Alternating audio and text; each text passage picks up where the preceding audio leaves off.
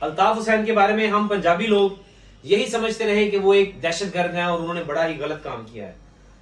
میں یہ سمجھتا ہوں کہ الطاف حسین کی سپیچز ابھی سوشل میڈیا پہ چل رہی ہیں, ٹک ٹاک پر بھی چل رہی ہیں. جو ان کی باتیں ہیں وہی عمران خان باتیں آج کر رہا ہے. جو ان کی باتیں ہیں واقعی اس کی باتوں میں سچائی ہے. اس نے کہا پاکستان بنا کسی ایک مذہب کے نام پر نہیں بنا, لا الہ الا اللہ پر بنا.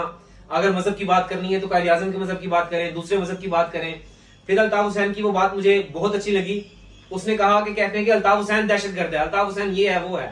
کشمیر کے اوپر بات کی الطاف حسین نے کہ وہاں پہ ریزولوشن پاس کروانی ہوتی ہے. پھر اس نے یہ کہا کہ ہر مسلمان ملک انڈیا کا ساتھ دیتا ہے, پاکستان کا نہیں دیتا. اس کی وجہ کیا ہے؟ غدار کون ہے؟